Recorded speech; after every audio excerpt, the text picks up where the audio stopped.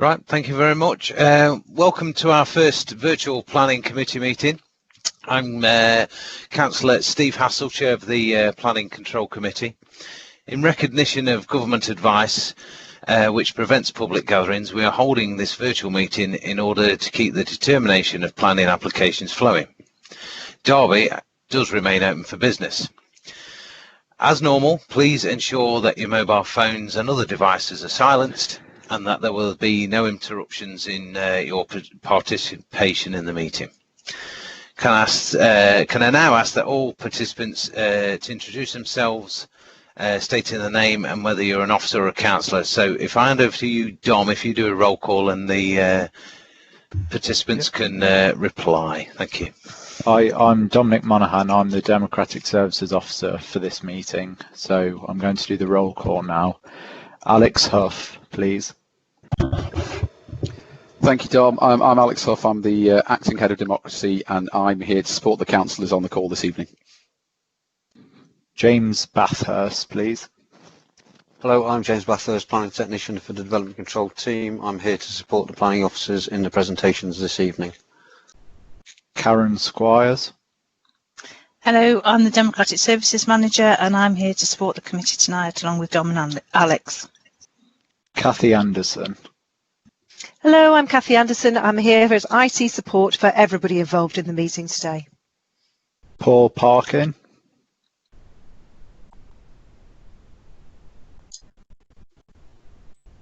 Councillor Adrian Peck. Hello, I'm Councillor Adrian Peck. Here to speak in support of residents. Chris Thorley.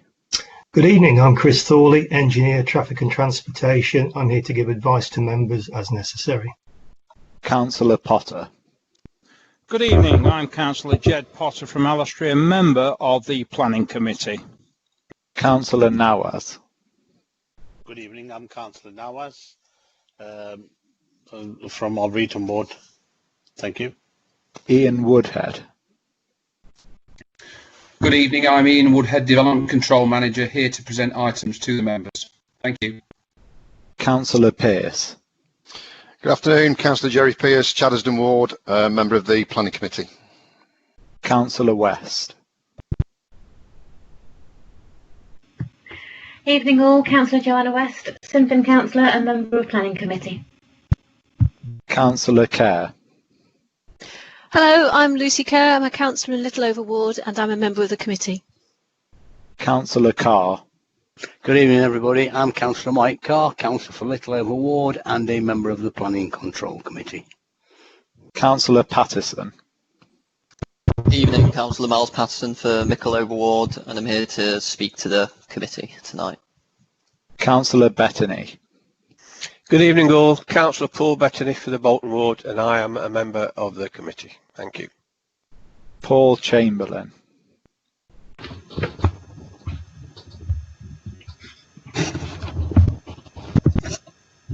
Hello, I'm Paul Chamberlain, Highways Engineer and here to provide advice to members. Paul Clark. Good evening, Paul Clark, Chief Planning Officer. Councillor Paul Pegg. Good evening everybody, I'm Councillor Paul Pegg, representing Mackworth Ward. I'm a member of the committee. Sarah Claxton. Good evening, I'm Sarah Claxton, I'm the Development Control Team Leader and I'm here to present items to the meeting. Councillor Khan. Good evening everyone, Councillor Shiraz Khan, Arboretum Ward, member of the Planning Committee. Stephen Teasdale. Good evening everybody, I'm Stephen Teasdale, I'm the legal advisor this evening. And finally the Chair, Councillor Hassell. Good evening, I'm Councillor Hassell, Chair of the Planning Control Committee. Thank you. So the agenda has been previously circulated to the committee and in recognition of the difficulty of accommodating public speaking, I've offered those participants the ability to submit their presentation in advance, which has also been circulated to the committee. The meeting will take the usual format where I will invite those present to speak. It will start with an overall introduction and housekeeping from the officer, and then I will open the floor to those councillors indicated to me that they wish to speak. Can I remind all speakers to unmute your microphone and clearly state your name each time you do speak. This should enable those watching remotely to differentiate between officers and councillors. Once again, once you're finished speaking, please mute your microphone until asked to participate again. So we will now proceed to the first item of the agenda, which is item 1, and that's apologies, and the only one I have received is from Councillor McChrystal. Item 2, late items from the chair. There are none from me, but I understand Mr. Clark has an item to bring forward. Thank you. Thank you, Chair. It is with great sadness to announce that Helen Oakes, the Council's urban designer, sadly passed away on the 13th of May following an accident at home. Helen was a well-respected urban design professional who worked with many colleagues throughout the Council, and members, you will no doubt know her, especially in the planning and regeneration departments. I have received tributes from fellow professionals, both internal and external, and would like this meeting to celebrate her skills. Her great passion was to improve the livability and appearance of key developments throughout the city, striving to create the best for Derby. Most recently, she collaborated on our flood defence scheme, or as you know it, Our City, Our River, and of course the refurbishment of the Market Hall. Helen contributed to many important planning policy and guidance documents, including a design guide which she put together for Derby and we will be taking forward soon. Apart from being a devoted and well-respected urban design professional, Helen was a good friend to many colleagues. She was always positive and cheerful, with a nice, gentle manner. She also loved a good laugh and had a wicked sense of humour. Helen was also a devoted mum, and leaves behind 2 children, Hannah and Tom, who are both young adults. Helen would regularly talk about her children and what they were getting up to, and how her role as mum had to evolve with time, keeping pace with her children and entering adulthood. Helen will be desperately missed by all of her colleagues and friends. Thank you, Helen. You will be sadly missed. Thank you, Chair. Councillor Steve Hassell, Chair. Thank you, Paul. I'm sure we'll echo the sentiment of your words there.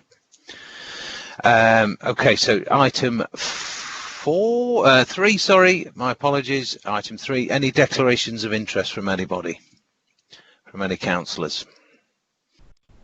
I will take your silence as there are none. Okay, so item 4, minutes of the meeting held on the 13th of February 2020.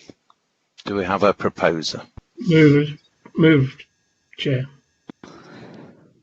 That's moved from Councillor Paul Pegg. Yeah. Thank you. Do we have a seconder as well, sorry? Yes, I'll second that, Chair. Councillor Carr, thank you.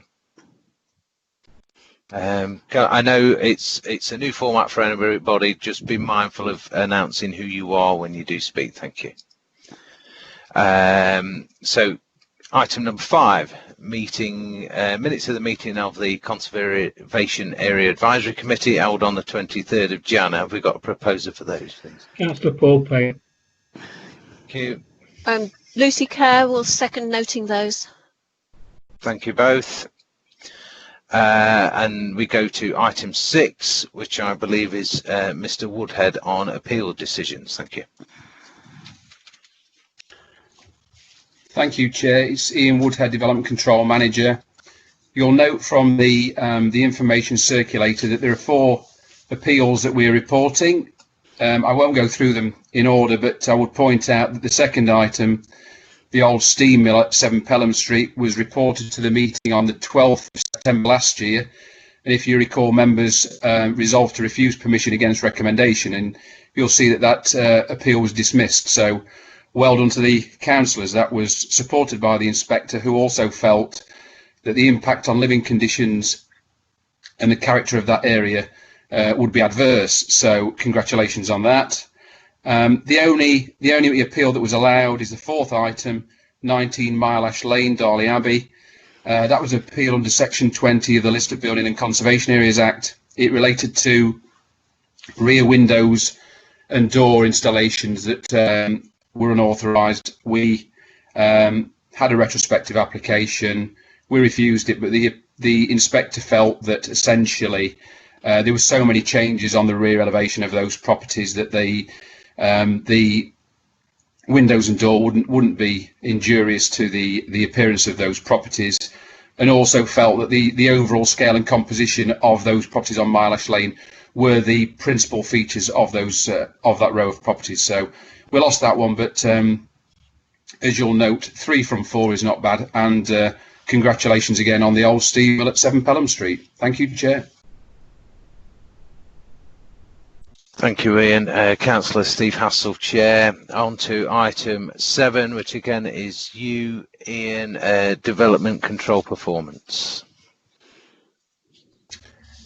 Thank you, Chair. Ian Woodhead, Development Control Manager. Yes, a normal performance report which contains the usual information about performance on major applications and non-major applications. I think it's opportune also to talk about the way that the team has functioned during lockdown. Now, essentially, as you said at the start, Derby remains open for business. We've tried to maintain the service to the public.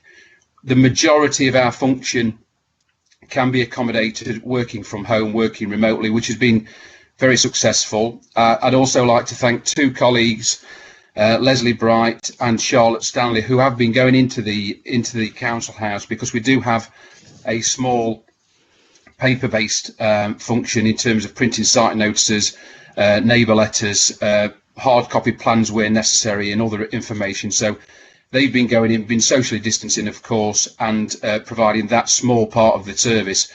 As I say, applications have been dispatched, major projects have been progressed.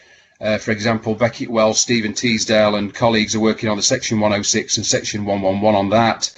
I've been working on the conditions for that, so we're progressing the major schemes. Colleagues have still been going out on site using a site visit protocol and determining the smaller scale applications under delegation. So that's pleasing. The Skype for Business platform that we're using tonight has been used for meetings with developers. That's been quite successful. I hosted a meeting in early May that also involved councillors Carr and Care, and I think that was quite well delivered, and the developers and the team were able to discuss the issues and deal with that quite professionally. So I'm quite pleased to say that all systems have been working okay. We've got good colleagues in IT. The only downside to lockdown since the 23rd of March is, of course, income. That's something we monitor. Paul Clark monitors that. We monitor that with our accountants. We've got a performance. We've got an income target that we need to meet every year and every period. So that's down, but as you'd expect, I assume most planning authorities are experiencing the same. But we've tried to keep the service going, and hopefully members have noticed that, and I'll take any questions on the report. Thank you. Yes, Chair. Yes, Chair. Councillor Carr. Yes, I'd like to concur with what Mr. Woodhead said. I'd also like to congratulate them. I think this performance is pretty impressive. We've not had to give any money back. In terms, I particularly note the paragraph on refund of fees, and the meeting we had with Mr. Woodhead and Councillor Kerr and the developers on the Matthew Way estate went extremely well. I'm very pleased. Thank you, Chair. Thank you, Councillor Steve Hassell, Chair. Item 8. Chair, can I just check for a second? We've had someone dial in, so I'm just going to check if it's Councillor McChrystal on the call, if that's okay. That's fine, yep.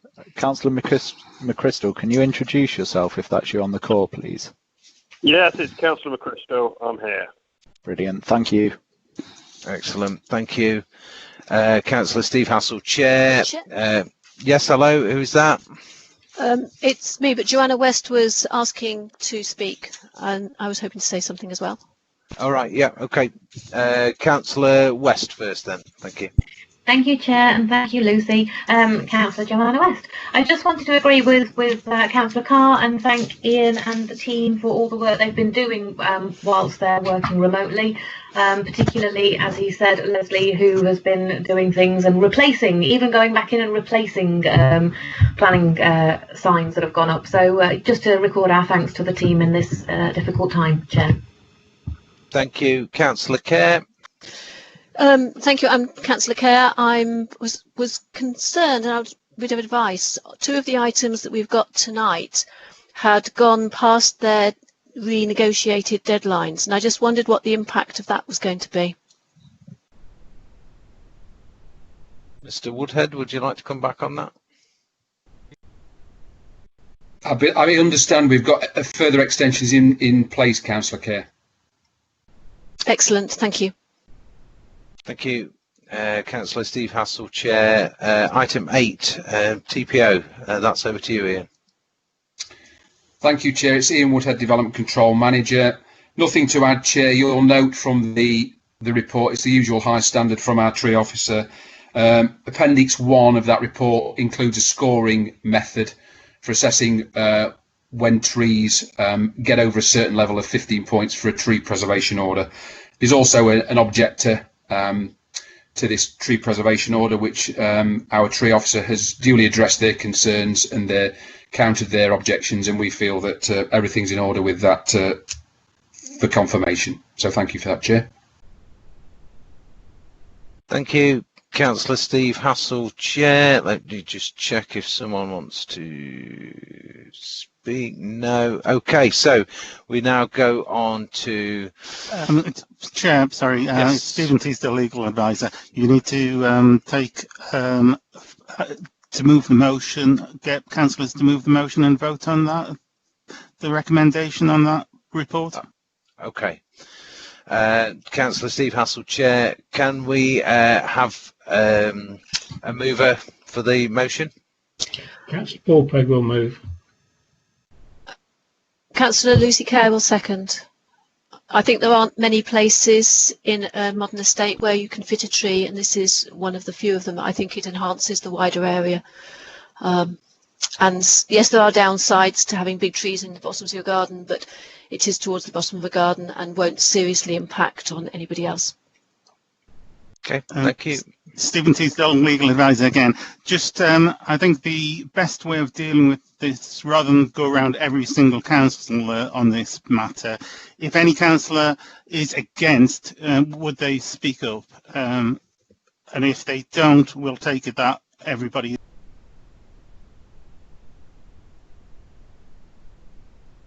Okay, do we have any objectors to that?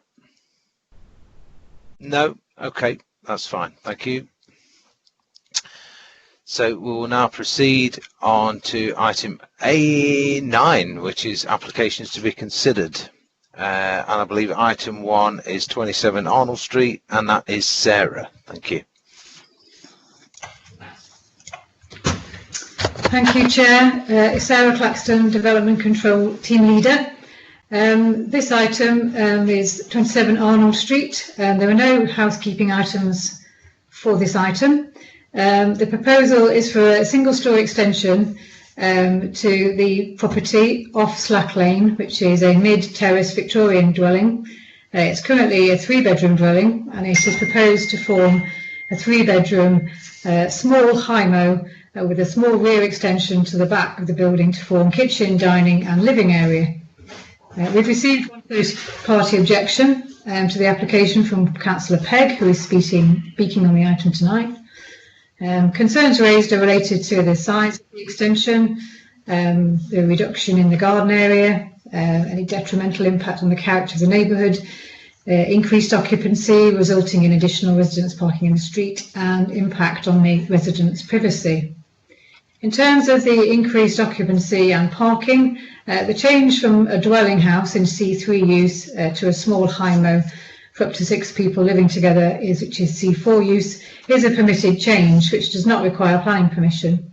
Potential increase in residents would be no different than that of a single dwelling, and as such the impact on the character and parking in the local area would not be a material consideration for a single-storey domestic extension, onto the rear of the house. In terms of its scale and loss of garden space, the proposal is a modest single-storey addition, up to 3.5 metres high to the ridge, which wraps around the rear of the existing dwelling and extends about 0.6 of a metre beyond the existing rear elevation. It would have a small floor area and little encroachment into the existing rear garden, which is a long and narrow plot. Overall, the extension would be proportionate in scale with the existing dwelling. Amenities of the neighbouring dwellings would also not be adversely affected by the scale or location of roof lights in the roof of the extension. Overall, we consider it's a very modest rear extension, which accords with the intentions of the relevant local plan policies in relation to design and amenity, as well as the overarching design guidance in the NPPF. So the proposal is recommended for approval subject to the suggested conditions, and Councillor Pegg is speaking on the item. Thank you, Chair. Thank you, Sarah. Councillor Steve Hassell, Chair. So Councillor Adrian Pegg, can I invite you to speak? And you have 3 minutes, sir. Thank you, Chair. Councillor Adrian Pegg, Councillor for Mackworth. In addition to my submitted comments, I've noted the committee report has said that the submitted plans do show the extended house set out in a way that would resemble a house of multiple occupancy. This has raised further concerns about the development. Whilst I appreciate additional plans for a house of multiple occupancy over and above permitted development rights would need to be submitted at a later date, I believe this development is a house of multiple occupancy over and above permitted development rights by the back door. I acknowledge that Derby in general and Mackworth Ward in particular are in need of more family homes, and should this development remain as a family home, then I would have no objections. However, I fear it will not. I seek guarantees and recommendations that should the plans be approved, the house will not be converted into a house of multiple occupancy in the future and limitations placed on the number of occupants at the premises. Thank you very much. Thank you, Councillor Pegg. Councillor Steve Hassell, Chair. Sarah, did you want to come back on any of those things raised by Councillor Pegg? Yeah, Sarah Claxton, Development Control Team Leader. Just to reiterate my previous comments, whilst it would be, and the applicant has stated that they would be occupying the house for students, professional people, so it would operate as a small HIMO, which is no more than 6 people living together. This is a permitted change under the GPDO and it doesn't require planning permission. So for this application, we can't control the number of people who live in the house, or is up to 6, and how that house is laid out internally. The only thing we actually can consider, like I said, is the single-storey extension on the rear.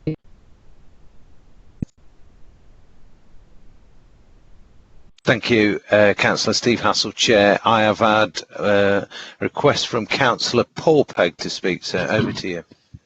Thank you, Chair. Councillor Paul Pegg, Councillor for Mackworth Ward. I'm against this because of the location of the building. We cannot in that area take any more vehicles. This is not going to be used by professional people. It's going to be used by students. There is no two doubts about that. We know that for a fact because that's all the properties around that area accommodate when they change them out to HMOs. We need to draw a line under what we can and what we cannot stop at the moment because the area is absolutely flooded with vehicles. We're having to bring in permit parking for residents in the whole of that area. We just cannot cope anymore.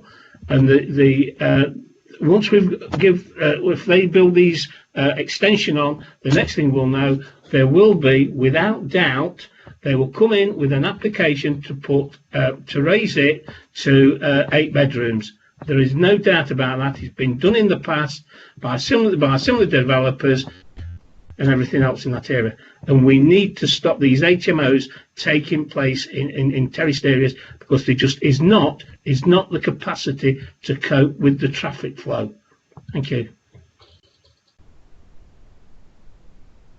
Thank you, Paul. Councillor Steve Hassell, Chair. Councillor Shiraz Khan, sir. Thank you, Chair. Actually, you just following on from what Councillor Peck said. As you all know, the Pelham Street one that we refused was on a similar basis, and I agree that it's about time that we stood up as a planning committee to these developers who want to convert small terraced houses into 5, 6, bedroom multiple occupation, thereby sort of making the life misery of the people living next door, people in the streets. We all know that these houses weren't meant for people, having 4, 5, 6 cars in that. And I just think that allowing this one, maybe they'll slip another. I noticed we got one in the next application as well, right?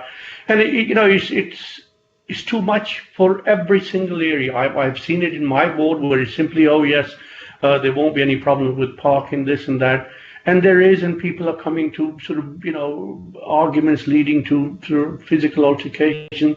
And I just think that it's about time that we said enough is enough.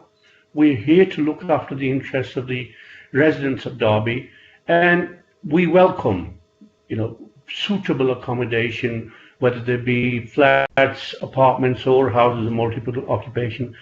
But these type of houses aren't suited for multiple occupants because they don't have proper communal space. They don't have, areas outside where people can go for a cigarette or whatever their choice is. There's nothing about these terrace houses that's suitable for houses of multiple occupation. And then, yes, the developer can say there's 5, 6, but there might be an addition later on. Once something is operated, they can turn around and say, well, we've had no problems, this and that. By all means, let's have houses of multiple occupation, but only if they are suitable. And let's not put, sort of people who are desperate for accommodation into chicken huts and charge them, astronomical rates. I just think that we have to put a stop somewhere. Thank you, Chair. Thank you, Councillor Khan. Next is Councillor Kerr. Over to you.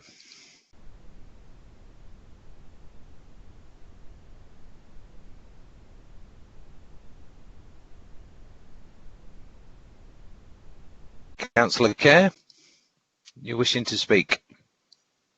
Sorry, yes, it's Councillor Kerr. Sorry, I think I must have turned my microphone off.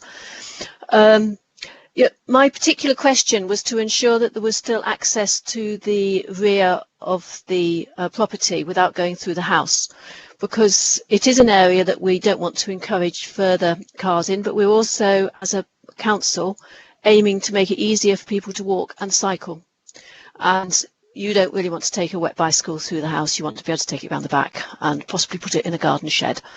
So I was just checking that that was available. We may also want to have storage around the back for wheelie bins. So have we got access still to the rear garden?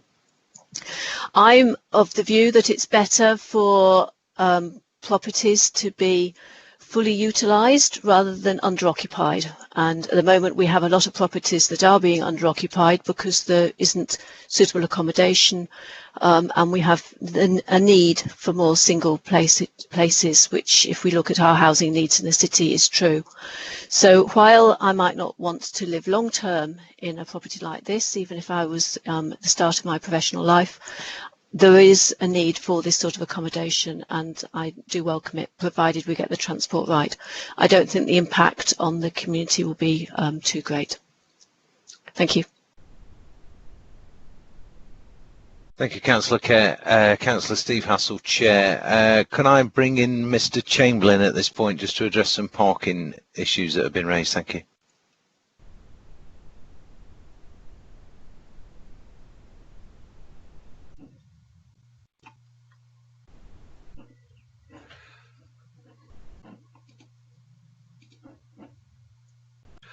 Paul Chamberlain, Highways Engineer. Well, the Highway Authority were not consulted on this application because, as I understand it, it's not the multi-occupancy thing that we're talking about. It's an extension. But as with all of these, it's very difficult to to stop them on parking. It's the public highway, and I've really nothing to say, Chair, on this one. Chair, could I come in? Stephen Teasdale, legal advisor. Yes, sir. Thank you, Chair. I just re-emphasise what Sarah said in her report in terms of we are simply really looking at the extension itself. I mean, the fact that it might be used as a small HIMO under 6 people is exactly is really similar to the size that you would get for a normal domestic sort of property. So I think, I think to start talking about HIMOs and them being unacceptable is really not particularly material. I know that there are concerns on it, but I think if you refused it simply on the fact that it was changing to a HIMO, you would not have solid grounds to refuse it on. I appreciate that sort of there are concerns raised in terms of parking, but I think, as Paul probably would say, that is Paul Chamberlain. Effectively, it's going to be very little difference to a house used by 6 people living in it, whether they're students or not, in terms of vehicle parking. And as Councillor Peck pointed out himself, there is provision for restrictions on dealing with parking on street through the residence parking permits provisions. Okay, thank you, Chair. Thank you, Stephen. Councillor Steve Hassel, Chair. We have up next is Councillor McChrystal. Over to you. Thank you, Chair. Yeah, I think certainly not in favour of HIMOs, and as a city, I think we need to be looking at accommodation that's better suited to the people we've been elected to serve. I'm also mindful as well of the representation from the 2 ward councillors, but I am certainly of the understanding that, statutory speaking, and I accept the legal advice that in reality we're talking about a single-storey extension to a property that may or may not have and contain 6 occupants. I would urge that planning look at making sure that this isn't going to be a HMO by the back door of 6 plus occupants. But I think this one's going to be a little awkward or a little difficult to stop. Thank you, Chair. Thank you, Councillor Steve Hassel, Chair. I've got no other speakers, but Sarah, would you like to comment on anything that's been raised? Yeah, Sarah Claxton, Development Control Team Leader. Yeah, just to reply to Councillor Kerr's queries about rear access from the street. Whilst it is a mid-terrace dwelling, I've just looked on the plans and there is an alleyway along the side of the property, so there is rear access without having to go through the house. Thank you. Okay, so we've got no further speakers. This is Steve Hassel, Chair. We've got no further speakers, so at this point, yes, Mr. Clark, would you like to speak? Thank you, Chair. Paul Clark, Chief Planning Officer. I'd just like to come back and corral members back to the focus of the application, which is the extension at the back of the property. Nothing else. If at some future stage they want to create a HIMO, housing multiple occupation, then they may or may not need a planning application if they go above the number that's been allocated by the government. So you can have 6 living together as a family, doesn't need planning permission. We don't get involved. We're focusing on the extension. This is the application that we're being asked to determine tonight, the extension only. So it is a question for you of where is the harm with the extension. Thank you, Chair. Thank you, Paul. Councillor Steve Hassel, Chair. On that, if there's no further speakers, I will move to the vote. I will pass you over to Dom who will call you all in turn, and you will respond accordingly. Thank you. Thank you, Chair. Councillor Bettany, please. Councillor Paul Bettany, I confirm that I have been present throughout the presentation for this application, and I understand the material planning considerations in the case, and I vote in favour. Thank you. Councillor Kerr, please.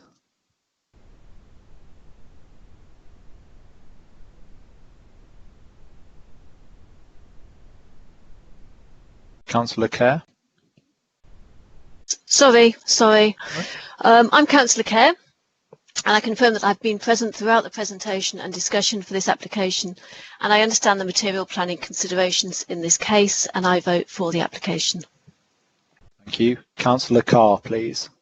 Councillor Mike Carr. I confirm that I have been present throughout the presentation for this application, and I understand the material planning considerations in this case, and I vote in favour of the application. Thank you. Councillor Khan, please.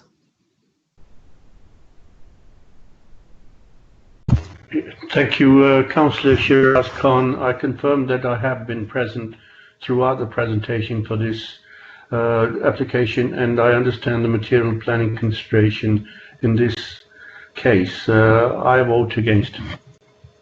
Thank you. Councillor McChrystal, please. I confirm I've been present throughout the presentation of this application and understand. What's the next bit I need to comment on? Sorry, I haven't got it to hand. I'm doing it from memory. But I vote to approve. Thank you. Councillor Nawaz, please. I confirm that I have been present throughout the presentation for this application and understand material planning consideration in this cause. I vote against it.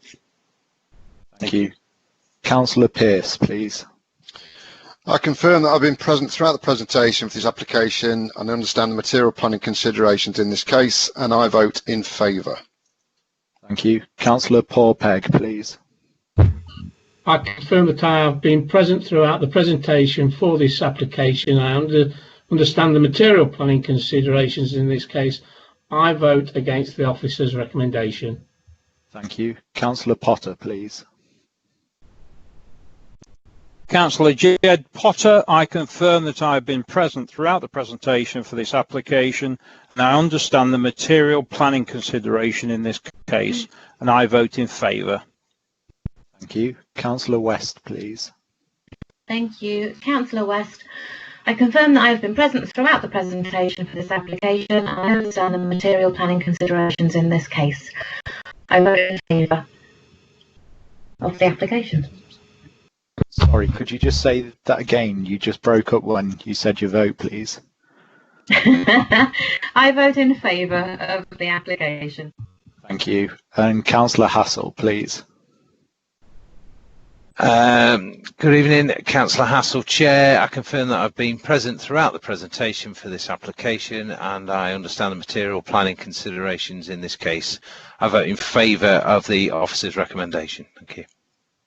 So that's 8 votes for and 3 votes against, Chair. Thank you. Thank you, Councillor Steve Hassel, Chair. I confirm that that has been carried. Thank you.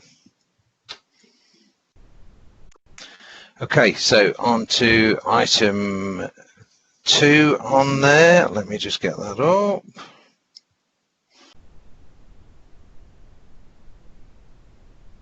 Second. So item 2 is 27 Etwell Street, and Sarah, that's you as well. Thank you.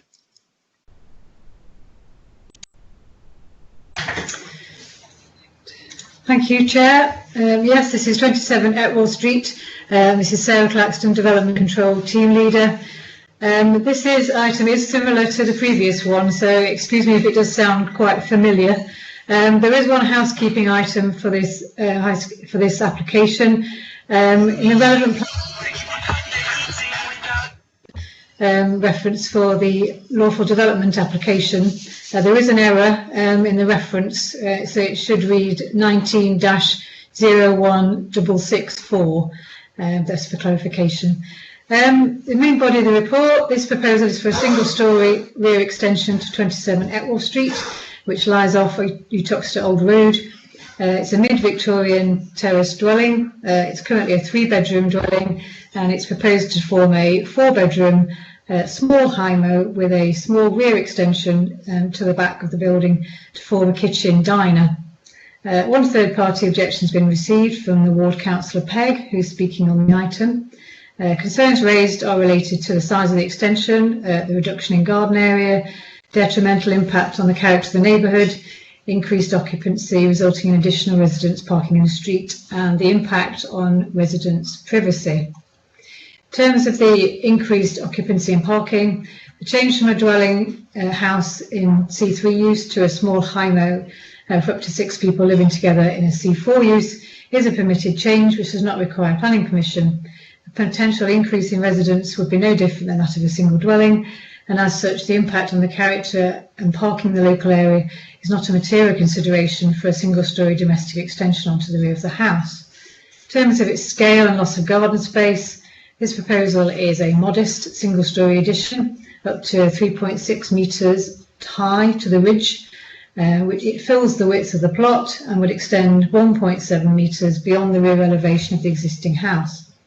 There would be little encroachment into the rear garden, and overall the extension would be proportionate in scale with the existing dwelling. The amenities of neighbouring dwellings would also not be affected adversely by the scale of the extension or by the location of the roof lights in the extension. So overall, we consider this to be a very modest rear extension to the house, which accords with the intentions of the local plan policies in relation to design and amenity, as well as the overarching design guidance in the MPPF. Proposals recommended for approval subject to the suggested conditions, and again I think Councillor Peck is speaking on the item. Thank you, Chair. Thank you, Sarah. Councillor Steve Hassell, Chair. Councillor Adrian Peck, over to you again, sir. 3 minutes. Thank you. Thank you, Chair. Councillor Adrian Peck, Mackworth Ward. As Sarah just said, this is very similar to the previous application, and as with that, I've noted the report that says the plans submitted do show the layout is possible for house multi-occupancy. And again, this has raised further concerns about the development, and I appreciate that the plans for house multi-occupancy over permitted development rights would need to be submitted to a later date should sui generis use be required. But I believe this development again is a house multi-occupancy by the back door. With the addition of the extra bedroom, naturally this increases the occupancy of the property, and with that the potential of parked vehicles. Etwall Street in particular already has parking problems. I wouldn't want this to see this exacerbated by additional occupants of this property. The residents down that street really quite had enough. And again, I seek guarantees and recommendations that should the plans be approved, the house will not be converted into house multi-occupancy in the future and limitations placed on the number of occupants at the premises. Thank you very much. Thank you, Councillor Peck. Councillor Steve Hassell, Chair. Sarah or Mr. Chamberlain, would you like to comment on any of those comments? Sarah Claxton, Development Control Team Leader. I will leave Paul Chamberlain to respond on the parking issues, but again, the same as previous, this is a single dwelling. It's being converted into a house which is intended for students or professional people as a small HIMO, so it's got 4 bedrooms, potentially could have up to 6 people living together, and they're not applying to change the use, so it would still be a single dwelling, and all we're considering in this application is the single storey rear extension on the back. Thank you. Thank you, Sarah. Councillor Steve Hassell, Chair. Mr. Chamberlain, do you have any comments, sir?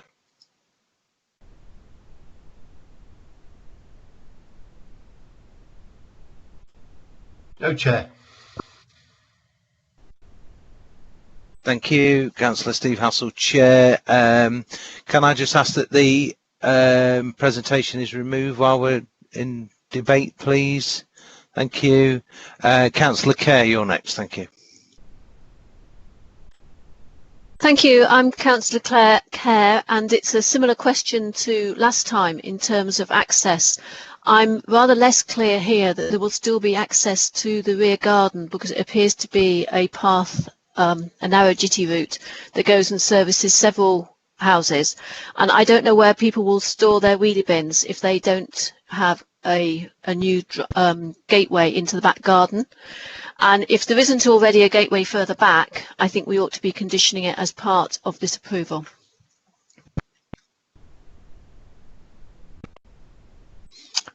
Thank you, Councillor Steve Hassell, Chair, and Councillor Paul Peck. Thank you. Yeah, I mean, it's the same objections as last time, basically, but I think we need to, again, I'm going to say, seriously got to start looking at all these so-called extensions and so on and so forth that are suddenly appearing in the area, and then I can guarantee you within 18 months we will have another application from those two same addresses where they're going to ask to build on the top of them, and it's just got beyond a joke now with the traffic and everything else. I don't know what more I can say. I don't know what more I can do to convince people that we're just saturated in that area, and it cannot go on. It cannot go on any longer. As you know, 6. We know that it's going to be more than 6 in due course. So that's all I've got to say on the matter. Thank you, Chair.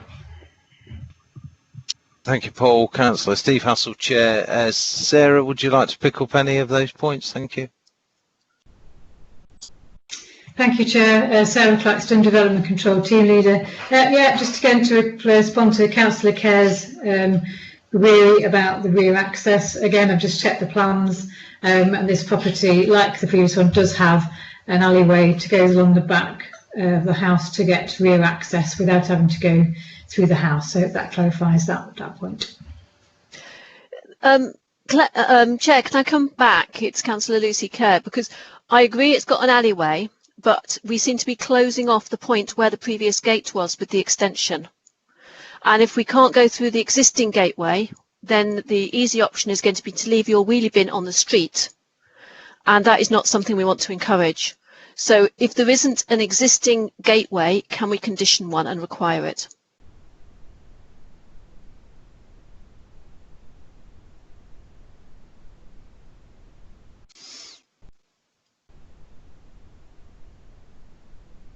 Sarah, would you like to come back on that? Yeah, Sarah Claxton, Development Control Team Leader. I've just had a look at the plans, and I can see there is a gate shown on the existing and the proposed. So I don't think there is a substantial difference in what's been proposed, but I think it does maintain the access, and in itself, it's not something that looks to be removed. So I think there would still be that rear access to the back. Thank you, Sarah. Councillor Steve Hassell, Chair. Do we have any further speakers? No one has indicated at the moment. Okay, in which case I will move to the vote. Dominic, I'll go over to you, and same procedure as before. Dominic will go through the list of councillors and ask you to speak accordingly. Thank you. Thank you, Chair. Councillor Bettany, please.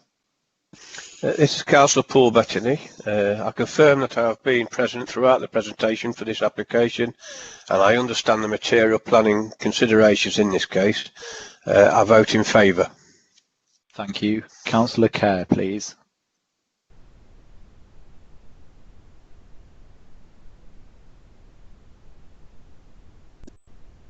Your mic's off, Lucy. Sorry. I confirm that I've been present throughout the presentation and discussion for this application, but I'm not reassured that we have got access to the back garden without having a condition to require a gateway to be provided. Is there any way that would somebody second me to put in a condition to require the provision of a gateway if it's not available? I will, Lucy. Councillor Paul Peck, yes, I will. So, Chair, back to you. Could we vote on that additional condition, which I think we'll need to do? Yeah, Councillor Steve Hassell, Chair. Dominic, if we start again, if we can all vote accordingly, whether you're in favour or not, and if you're in favour, it's with the addition of the the words and comments that Councillor Kerr has added. Thank you. Thank you. Councillor Bettany, please. This is Councillor Bettany. I confirm that I have been present throughout the presentation for this application and I understand the material planning conditions in this case. Listening to what Councillor Kerr said, yes, I vote in favour of that and I think it should have a gateway. Thank you. Councillor Kerr, please. Thank you. I confirm I've been present throughout the presentation and discussion of this application, and I understand the material planning considerations in this case, and I support the condition to require a gateway if it is not provided. So I vote in support with that condition. Thank you. Councillor Carr, please. Councillor Mike Carr. I confirm that I have been present throughout the presentation for this application and I understand the material planning considerations in this case, including the requirement that's just been added for a gateway, and I vote in favour. Thank you. Councillor Khan, please. Thank you. I can confirm that I have been present throughout the presentation for this application and I understand the material planning considerations in this. I vote in favour of what Councillor Kerr is saying in terms of the addition, but I am against the application. Thank you. Councillor McChrystal. Councillor McChrystal, I confirm I've been present throughout the presentation of this application and understand the material planning consideration in this case. I vote in favour of the application. In addition, with the addition or condition of the side access gate. Thank you. Thank you. Councillor Nawaz. I confirm that I've been present throughout the presentation for this application and I understand the material planning consideration in this case. I vote in favour of what Councillor Kerr is saying, but I'm against the planning application. Thank you. Councillor Pearce, please. I confirm that I've been present throughout the presentation of this application and understand the material planning considerations in this case. I vote in favour, including the condition that Councillor Kerr has added in. Thank you. Councillor Paul Peck, please. Councillor Paul Pegg, I confirm that I have been present throughout the presentation for this application. I understand the material planning considerations in this case. I vote in favour of Councillor Kerr's recommendations, but I also vote against the officer's recommendation. Thank you. Thank you. Councillor Potter, please. Councillor Jed Potter, I confirm that I have been present throughout the presentation for this application and understand the material planning considerations in this case. Together with Councillor Kerr's recommendation with the condition, I vote in favour. Thank you. Thank you. Councillor West, please.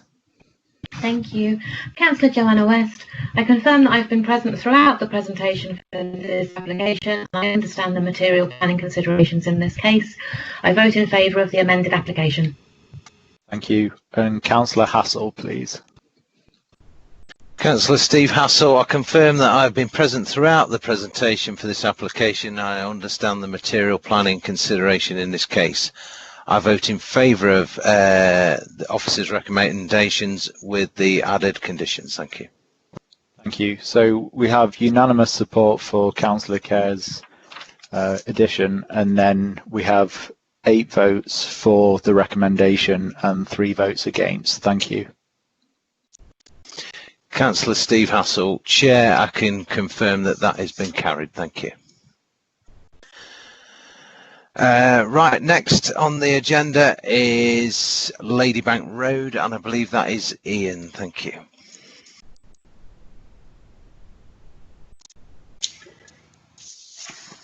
Thank you, Chair. Ian Woodhead, Development Control Manager.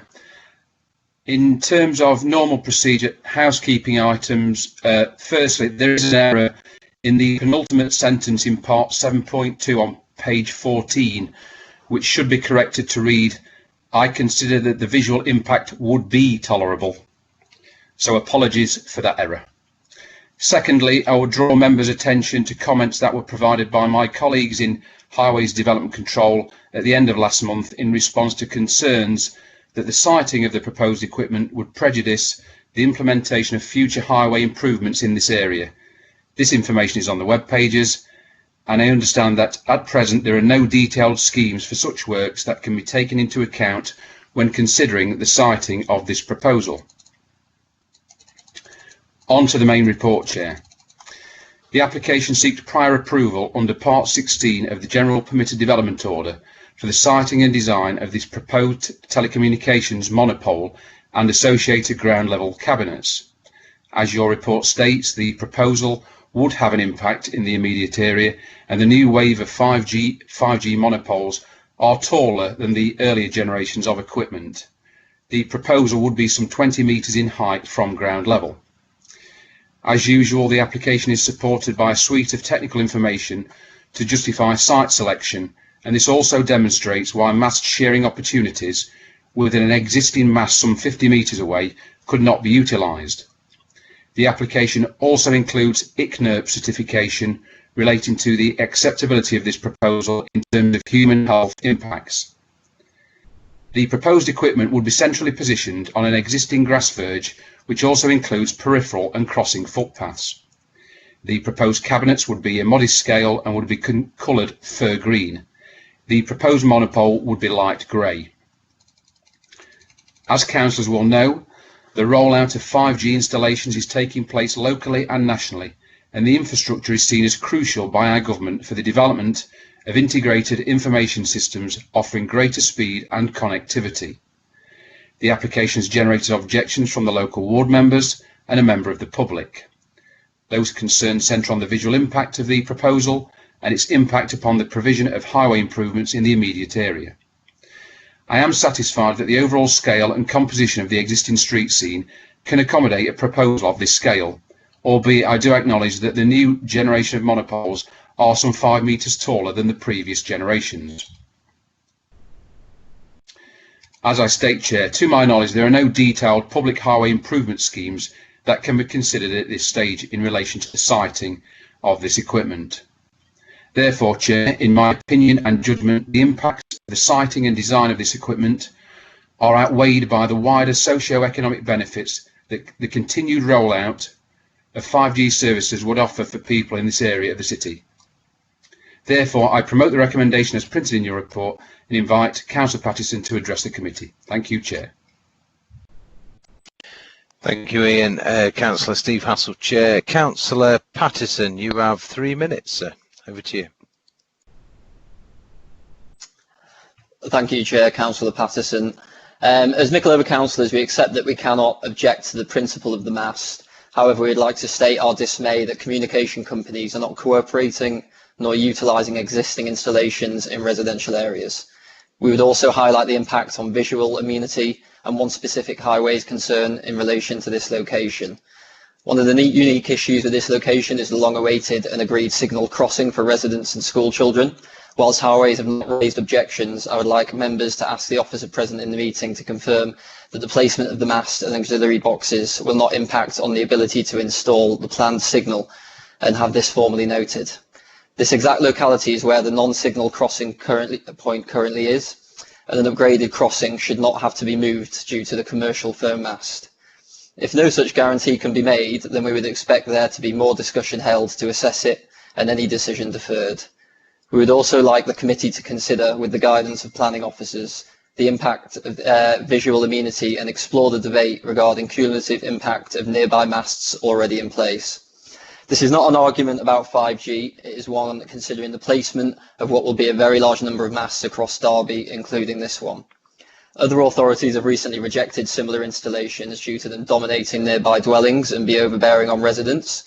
They have also cited that masts in certain areas would have a poor relationship with the character of the street scene, and although the benefits of 5G network are acknowledged, it is not considered that they would outweigh the harm. Another area of legitimate objection that has led to rejection by other planning committees in England is the placement of the mast and associated cabinets contributing to a cluttered appearance on a footpath or area of footfall.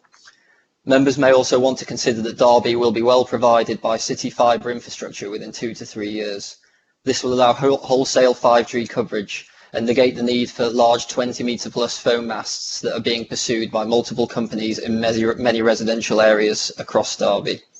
Competition in the telecommunications industry for residents and businesses is to be welcomed, but this does not mean that Derby City Council Planning Department should take a passive role in allowing many of our district centres and pavements to see multiple masts installed within a stone's throw of each other. The committee needs to take this issue very seriously, because I'll be the first of many councillors, residents and organised community groups who address you in the coming months and years as awareness of the installations across Derby become more widely known. Currently, due to lockdown, applications like this one have not received the coverage or awareness they would normally expect to have. That is another factor in the robustness of any decision and not to be taken as evidence of acceptance. Thank you. Thank you, Councillor Pattison. Councillor Steve Hassell, Chair. Mr. Woodhead, would you like to come back on any of those points, please? Thank you. Thank you, Chair. It's Ian Woodhead, Development Control Manager. In terms of the siting and design of this equipment, it is a 20-metre monopole, but I think it sits on a verge which is a fairly wide verge. I think that by virtue of the open character of this particular part of the street scene, it can take something of this scale. Clearly, they're not the most attractive features, but there are other items of street furniture, lighting columns, etc. in the area. There isn't a visual proliferation of other masts, so I don't think we can raise any objections in terms of visual proliferation. In terms of the crossing point, as I said in my presentation, there aren't any detailed schemes at present, and as you can see from the slide on screen before you, it is sited over to the sort of southwest of that connecting footpath. I would obviously defer to Chris Thorley or Paul Chamberlain about that crossing point, but I think that what we could do on any decision is to place an informative note to the operators have been fairly cooperative in the current climate. They've extended the time period on this 56-day notification, which is in the spirit of government guidance.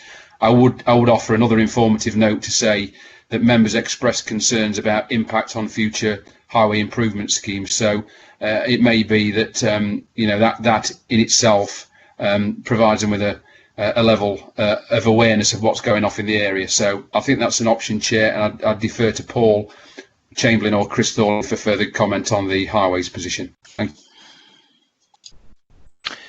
Thank you, Ian. Councillor Steve Hassell, Chair. Mr. Thorley, would you like to comment, sir? Yeah. Yes, thank you, Chair. Chris Thorley, Engineer Traffic and Transportation. As I'm not a signals designer, I can't guarantee that any layout wouldn't be impacted by this plant. But we have no designs, we have no funding to carry out designs, therefore there's been nothing carried out.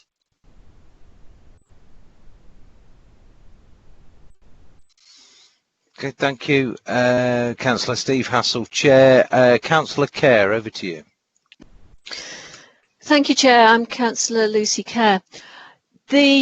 The plan, which has disappeared off our screens, shows that the distance between the planned siting and the edge of the carriageway looks to be about a pavement's width, but it is currently there as tarmac.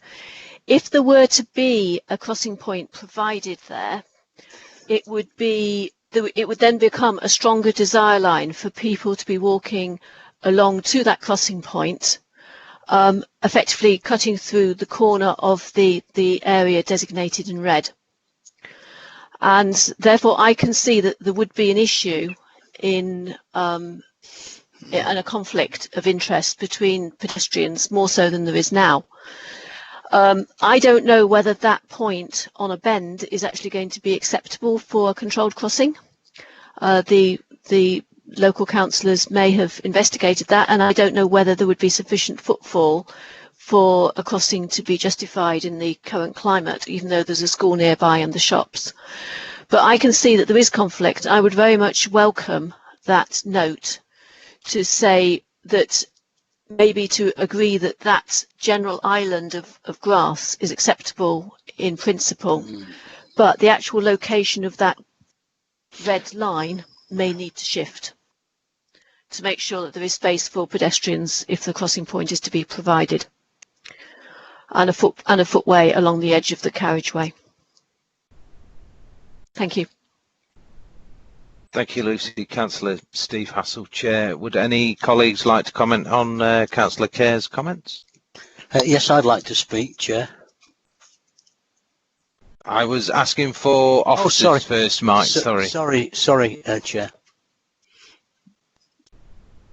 Mr. Thorley, would you like to add, or Ian?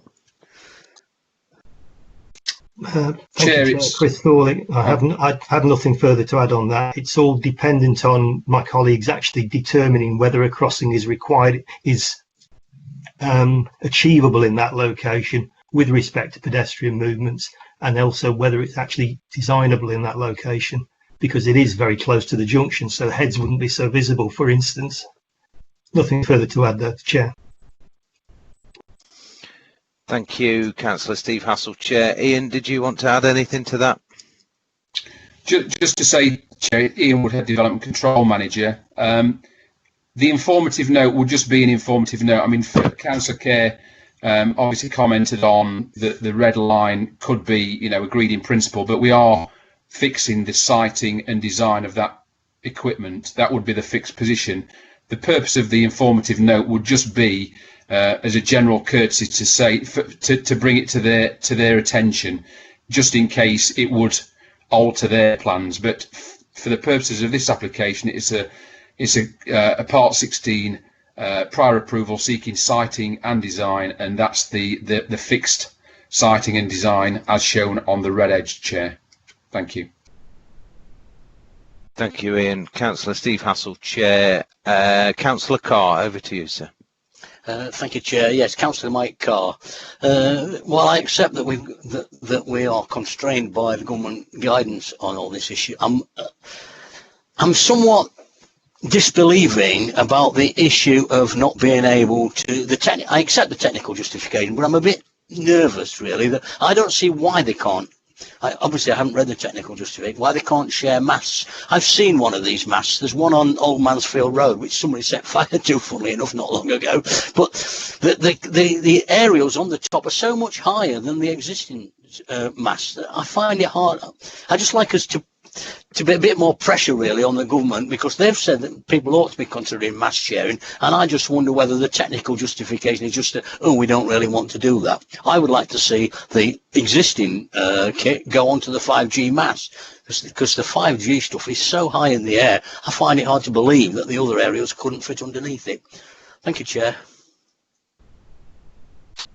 Thank you, Councillor Carr. Councillor Steve Hassell, Chair. Ian, did you want to come back on any of that?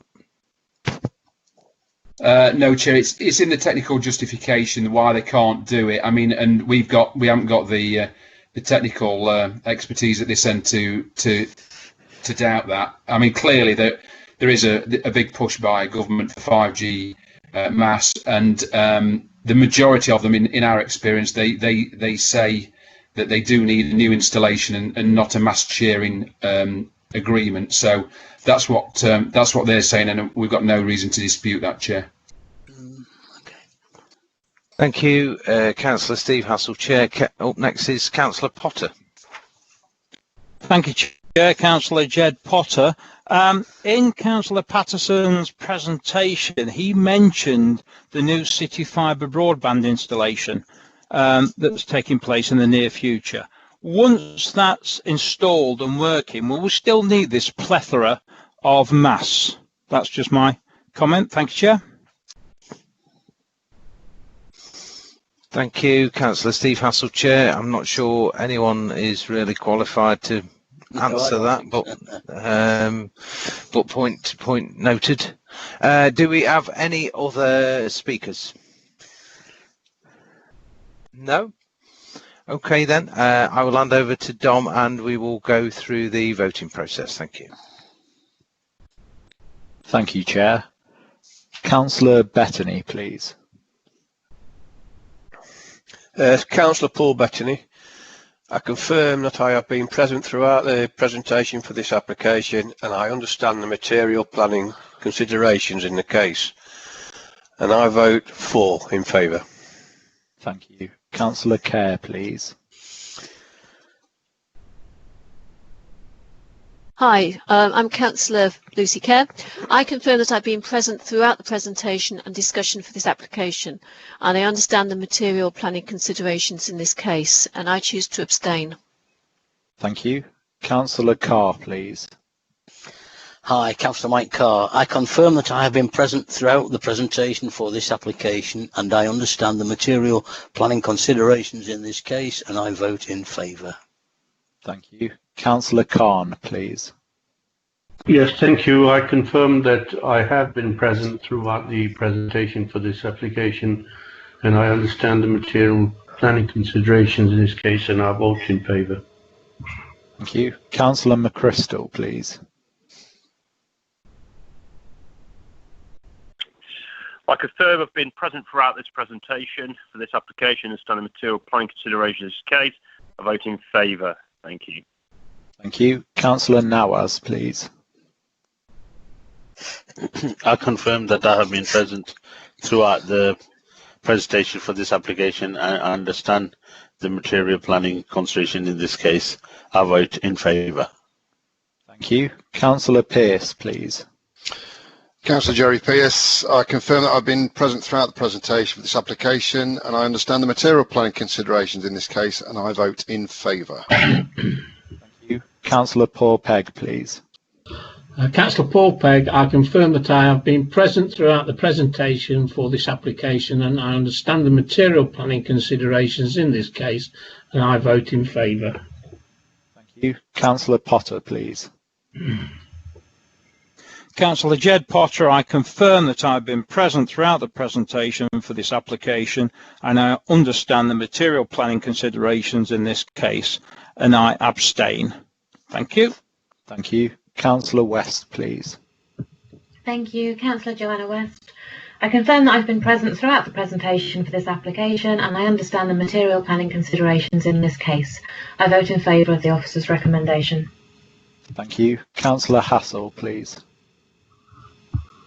Councillor Steve Hassel, Chair. I confirm that I've been present throughout the presentation for this application and I understand the material planning considerations in this case. I vote in favour of the officer's recommendations. Thank you. So that's 9 votes for and 2 abstentions. Thank you, Chair. Councillor Steve Hassel, Chair. I can confirm that has been carried. Thank you. Right, finally, on to the last item on the items to be considered is the landmark building, and that's over to Mr. Clark. Thank you. Thank you, Chair. Phoenix Street landmark. In terms of housekeeping, you will have received 3 letters in lieu of the public speaking that we might ordinarily have heard. In addition, there have been several very late letters of support received after the Monday deadline from Smith Partnership, Strategic Housing and Marketing Derby. I believe all members will have had a copy of that sent to them anyway. What I do need to emphasise is the 3rd paragraph of the report clearly states that the site lies adjacent to the World Heritage Buffer Zone. Now, in terms of the report, I need to add the relevant policies to the reason for refusal number 1. Those policies are CP3, CP4, CP20, AC5 and AC9, along with GD5, E19 and E18, which are the similar policies referred to in reasons 2 and 3. Now, members, you may recall and will note from the report that at the meeting of the 10th of January 2019, you considered my report and the recommendation for refusal, but on balance chose to support the scheme. This you're entitled to do based on the information available to you at the time. The subsequent report to you on the 14th of February 2019 followed the thrust of your support. In accordance with your resolution, updated progress on obstacles that were apparent from the earlier meeting and sought to establish for you the necessary conditions for a permission. I do need to be clear that officers have never proposed the scheme for approval. Your report in February reflected your earlier resolve. This latest report seeks to now bring you up to speed with further responses received since the February meeting. Now, I must add that we're only able to review in this manner as the approval and associated Section 106 agreement had not been signed or issued.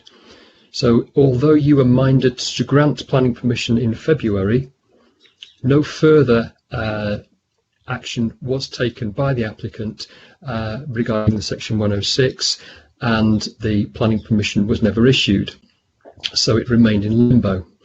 Now, of course, and of note, since the February meeting, we've had further correspondence, and of note is the response from the International Council on Monuments and Sites. Your report refers to this as ICOMOS, as set out in 4.2 and 4.3 of the report on pages 20 and 21. ICOMOS are specialist advisors to the UNESCO World Heritage Committee on Cultural World Heritage Sites. Now, it is open to the committee, because the application has not been determined, to review their early decision in the light of the submission and advice from the World Heritage site and the ICOMOS people. You will note that on page 18 we sought Council's advice, and points A to D on page 18 will need to be fully addressed by the committee if it maintains a support for the scheme. What I need you to do is, whatever way this goes, is to have a robust decision. In addition to the World Heritage people's objection, we have resolved an issue regarding safe pedestrian access from the building. The evacuation link bridge to the inner ring road has now been extended with a footway link to Causey Bridge, and highway colleagues and design colleagues are satisfied that the principle of this can be achieved. Whilst the matters of the application were considered previously, the weight committee give to the adverse impact on the outstanding universal value of the Derwent Valley Mills World Heritage Site is a material consideration to any decision. That weight might change the balance now the committee knows the ICOMOS response, and this does need some serious consideration. The planning balance, as referred to in your report at paragraph 6.5 on pages 30 to 32, is key here for the determination process. We have a fuller detailed picture of the assessment of the impacts on the relative heritage assets.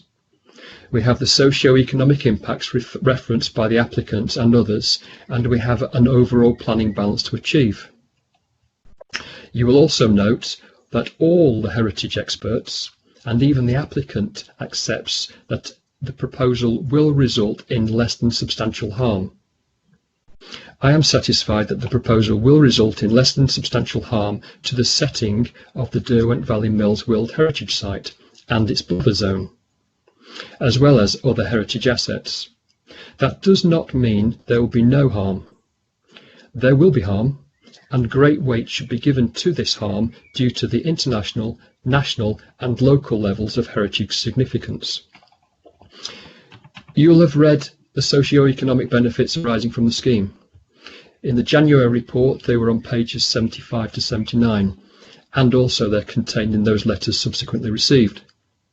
My view, however, in that planning balance is that the public benefits do not outweigh the harm to those heritage assets, particularly the World Heritage Site.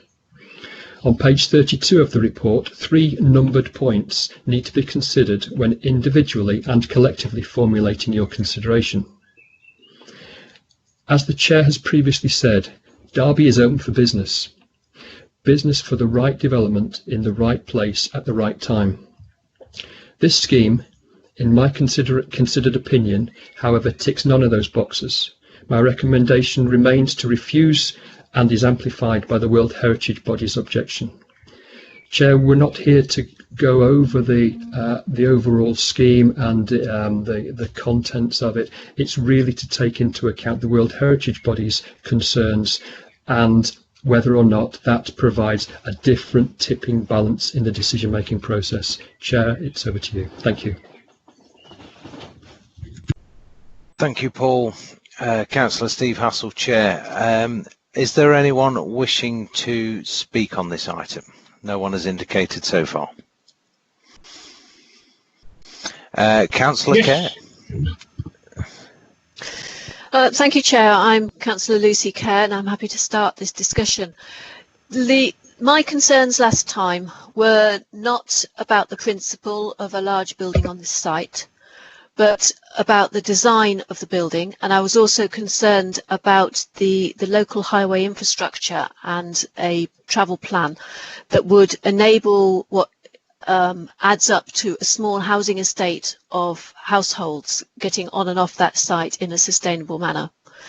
So there is also opportunity for improving the environmental efficiency of the building. For example, the location of the PV panels, we could have them on the top rather than being shaded by the higher element of the building.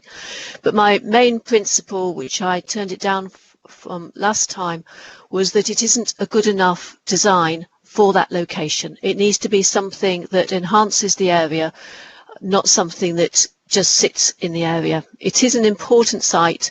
You can have a large building that adds to an area, that frames an area that sits comfortably within its location. I'm afraid this isn't that building, and Derby deserves better. Thank you. Thank you, Lucy. Councillor Steve Hassell, Chair. Next up is Councillor Paul Peck. Thank you, Chair. Councillor Paul Peck. I'm really concerned. I'm concerned for the future of Derby. We're in a serious situation. Let's make no mistake about it. So look, let's bury our heads in the sand. Derby city centre is dying on its feet, along with many other towns and cities with regards to the retail business. So we need to seek investment in other areas. City living is the way forward, with pubs and restaurants probably built into the high-rise buildings that accommodate those that choose to live in the flats and apartments in the city. Let's be honest, we have nowhere to go in this city but up. We talk about green travel and saving the environment, building flats and apartments in the city, such as the reapplication before us on one of those ways we can help, as it will help to cut down on the number of vehicles entering and exiting the city. It's said we are not Nottingham or Leicester, and is it any wonder, with our outdated mode of thinking, we are in a desperate need of investment in this city. If we turn this application down, we are in a very, very sorry strait. Look at the business people who support this application. Latham's, Russell Rigby, Dean Jackson, Smith Partnership, Marketing Derby, and even more important, Derby Cathedral. So don't let's bury our heads in the sand. These people are influential people that can bring money into this city, but they can only do it with our support. I can tell you, the young people of this city pay to travel to Birmingham, Newcastle, Leeds, heaven above, forgive them for doing that, and Nottingham and Leicester, because there is nothing in Derby for them. They are the ones who spend the money on the economy, and we have nothing to offer them. When we come out of this pandemic lockdown, I suspect there will be 30 or 40% loss of retail trade in the city due to them not being able to pay rents, etc. Make no mistake about it, we are at the crossroads for our city. There are many potential investors watching what we do tonight.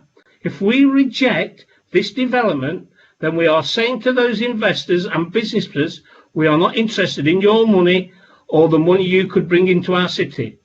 Put it somewhere else. We don't want it, and by Jove, they will.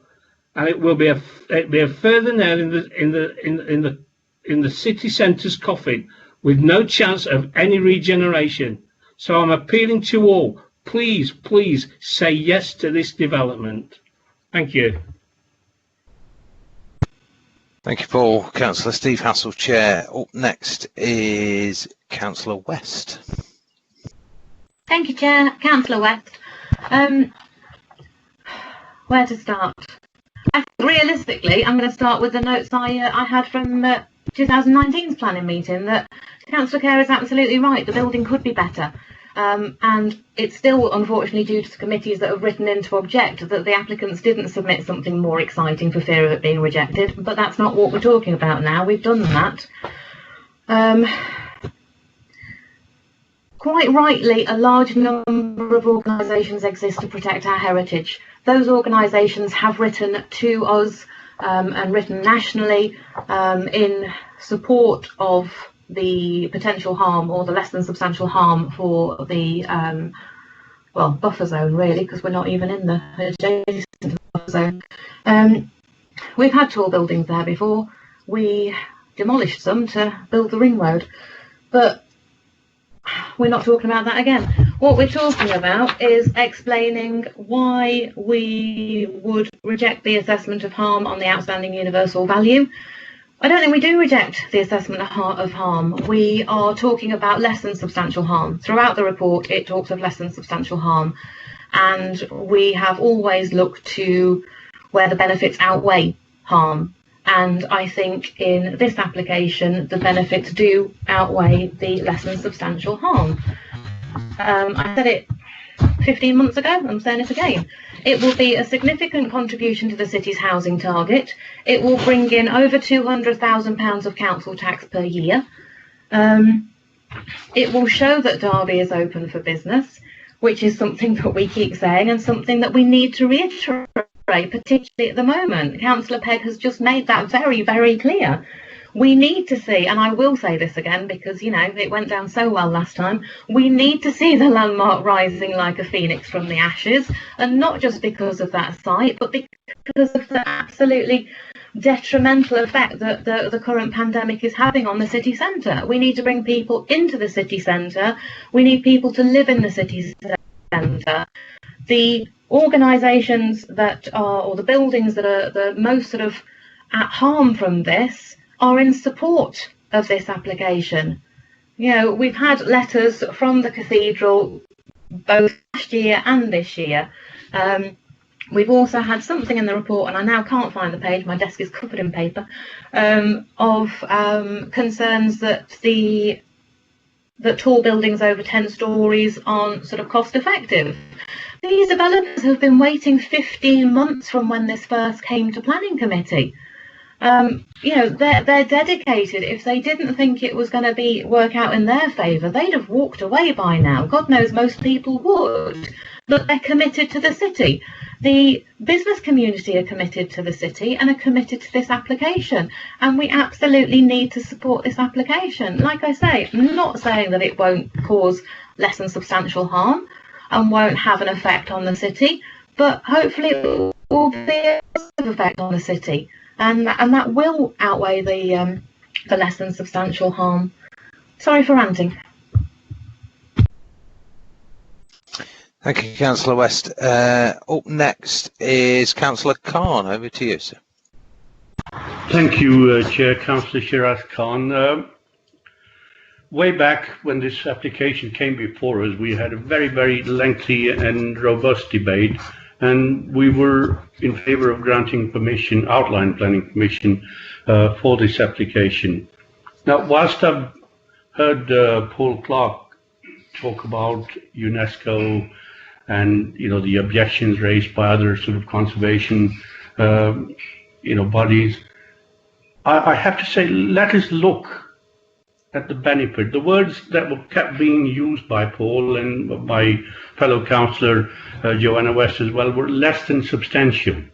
And that is the precise nature of what we're looking at. They are not substantial enough to do any damage to it. They're less than substantial. Now, whilst UNESCO, other people can talk about the, you know, history of this site and this and that, UNESCO and other conservation bodies don't know the state of our city centre. They don't see the retail shops closing because of lack of footfall rather. They don't see the derelict state that the city centre becomes, simply because all retail shops are closing and what we have is takeaways, cafeterias, opening up. But even these cafeterias, takeaway restaurants need footfall. Now, this could potentially add 400 people extra to the city. Not only will they be spending their money, hopefully, within the city centre boundaries, but as my colleague said, look at the revenue for the city council in terms of council tax. Now, having this development is going to bring in jobs, it's going to bring in revenue for the retail outlets, and it's going to bring in revenue for the council. I fully appreciate that this building may not, be totally appropriate in terms of its design for this site, but if it could have been made any better, I believe the developers would have tried, and we certainly, would probably like to see something a lot better, but that is not up for discussion today. What is discussion is us granting permission. Now, it's already been mentioned about the various bodies, businessmen, the cathedral supporting this application. Now, you have to ask yourself this: if it wasn't right for the city, would business people be lending their names to this?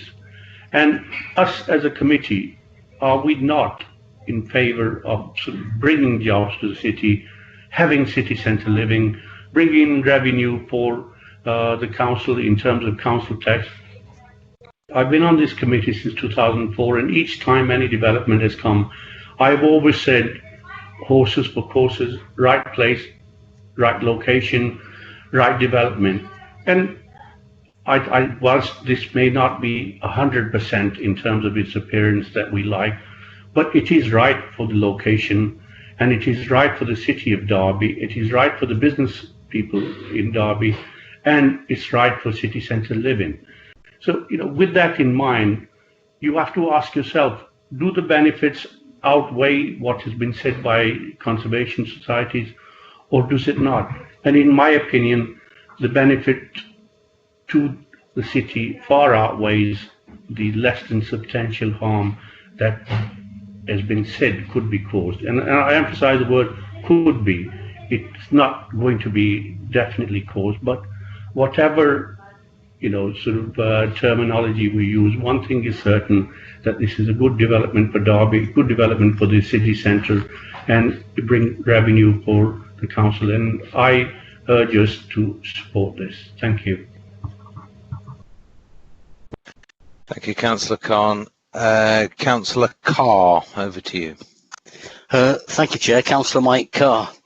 I have to say, not since I was involved with the waste disposal plant on Sinfin have I agonised over a planning decision as much as I have this one. I've sat for 2 days, I think, going through the papers and looking at the drawings and listening to the various arguments. And I have to disagree with my two previous colleagues. I think the argument is not massively outweighing. It's very, very, very finely balanced.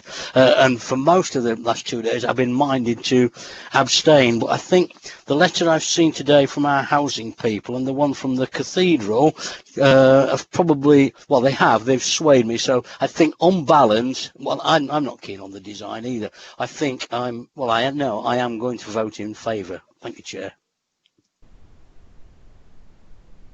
Thanks, Mike. Up next is Councillor Bettany. Over to you. Thank you, Chair. It's Councillor Paul Bettany. Looking at it, I mean, without a doubt, this is a massive investment for Derby.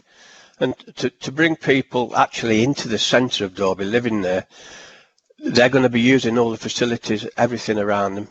And at the minute, if you walk through the centre of Derby many, many times, it's like the Mary Celeste.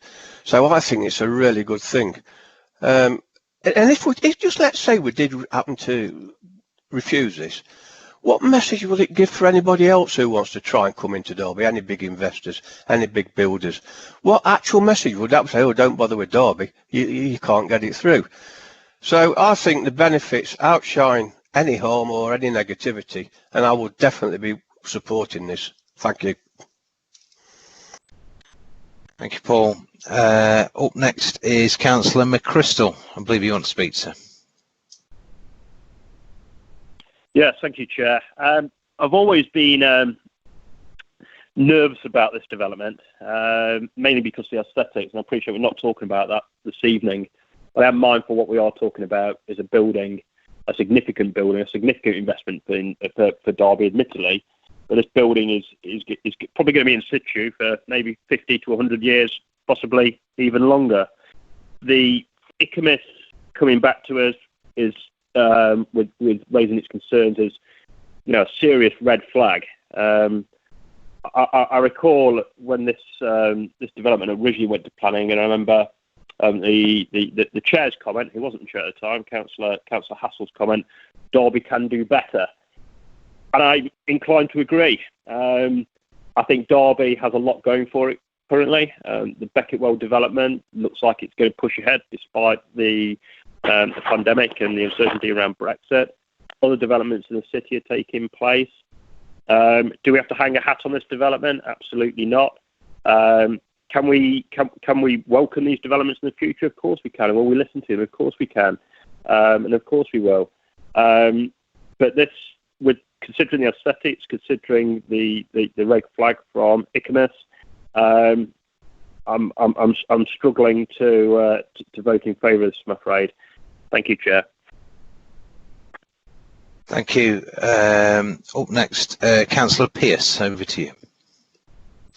Thank you, Chair. Councillor Jerry Pearce. I totally agree with Councillor Pegg initially, but Councillors West and Khan have said what I was going to say. Basically, we've been saying all night that Derby is open for business, but if we deny this planning application, it's just going to turn around to people and say we're not open for business.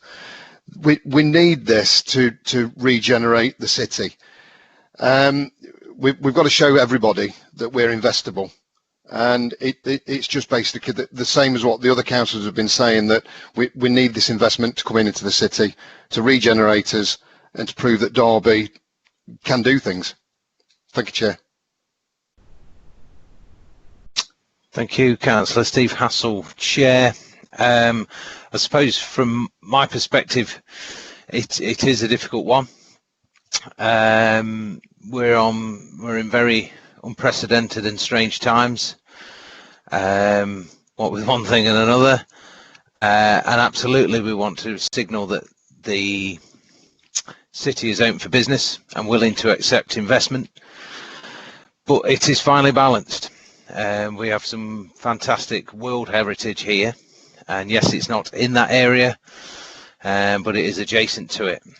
It is not an easy one to conclude by any stretch of the imagination, and I don't think it's been easy for anyone particularly to come to a conclusion on this. But I think there is an argument to say the city needs investment. What signal does it give? But I'm still in the balance. And listening to everyone's kind of comments tonight, there's a strange thing coming across in that on previous applications, not this one, but other ones that we've gone to and discussed, the councillors have stepped forward and said, we must speak up for the people. We're here to represent them. And the question is, what is more important to the people? Is it inward investment, or is it protecting our heritage? And I think that is really for me the main question of tonight's debate. But that's enough from me from now. Councillor Kerr, back to you. Thank you, Chair. I'm Councillor Kerr. Somebody, I'm sorry, I can't remember which colleague it was, said, what message do we give if we turn down this application? Well, I think without exception, we have valued the application because of what it brings to the city in terms of people into the city centre, investment into the city centre, new life, new viability, all these things that we want are what we've been talking about. What the report is asking us to think about is whether the design and the location actually works. And in my view, And in a number of other people's views, the design is pretty mediocre. It's not something that you're going to look at and say, that's a nice piece of design. We all want something there, but the message we need to give, I believe, is that we want the right thing there. And that's what the developers, who'll be one of the people, they'll be watching what we're saying tonight. They will be hearing us say that Derby deserves a good design. It'll say we value our city, we value our heritage, and we want something that will work with that heritage. They will have heard us. We don't need to say we want a big building and we want that building. We need to say we want a big building and we want a good building and we want one we can be proud of and which won't damage the heritage that we've already got here. It sounds almost as if we're grasping for something. And just because we approve it, it doesn't mean it'll be built.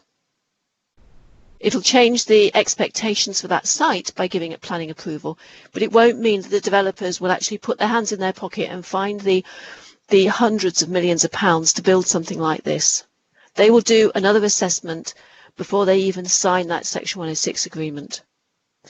So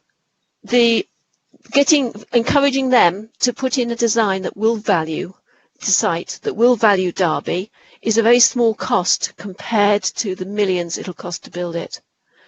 And that's why I'm happy to say I support something in that area, something that's large in that area, but it's why I don't think that design is what Derby deserves. And I hope some of you are listening to me.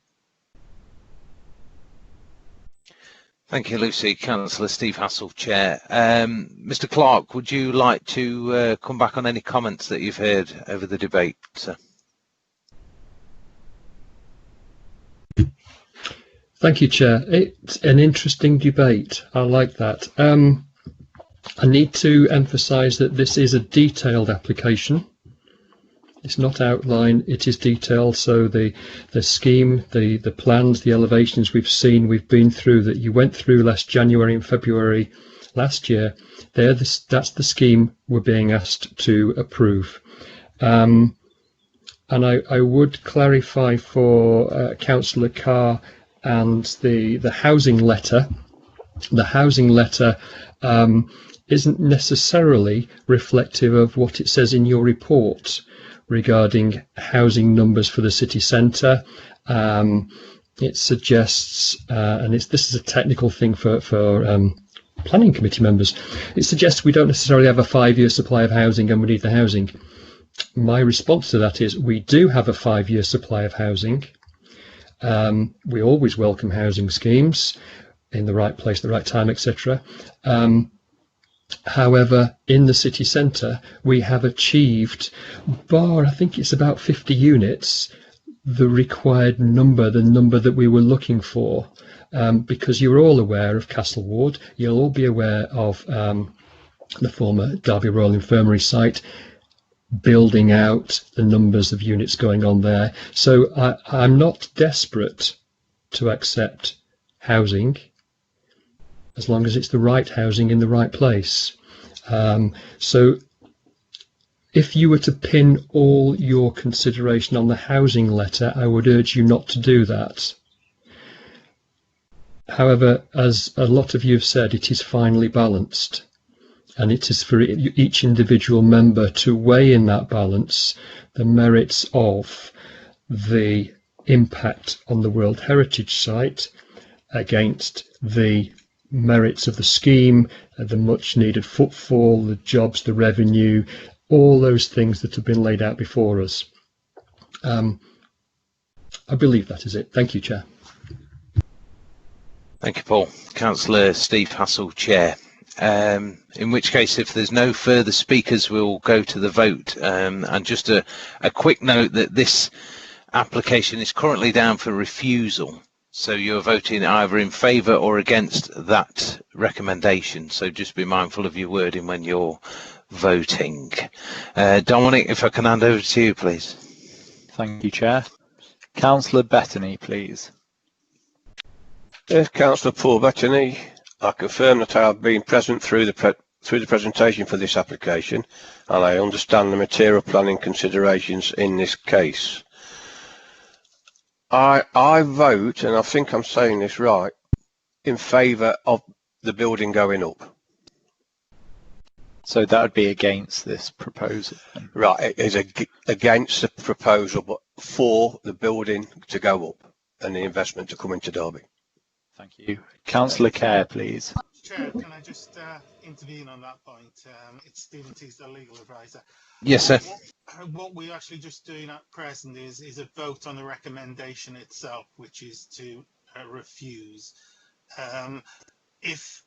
If that recommendation is rejected, we'll have a further vote subsequently on whether we approve the application and subject to conditions and subject to section 106s. So I think if we just deal with the recommendation on the papers by the officer, whether to refuse it or not. Okay. Thank you, Dom. You. Okay, are you okay with that, Councillor Bettany, or would you like to do your vote again? No, I'll leave my vote as it stands, thanks, Chair. Thank you. Councillor Kerr, please. Hi, I'm Councillor Kerr. I confirm that I've been present throughout the presentation and discussion for this application, and I understand the material planning considerations in this case. I vote to support the planning officers in refusing the application. Thank you. Councillor Carr, please. Thank you.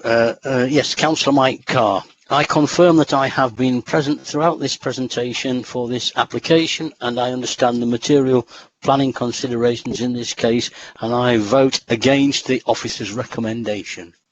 Thank you. Councillor Khan, please. Thank you. I can confirm that I have been present throughout the presentation for this application. I fully understand the material planning considerations in this case. I vote against the officer's recommendations. Thank you. Councillor McChrystal, please. Thank you, Councillor McChrystal.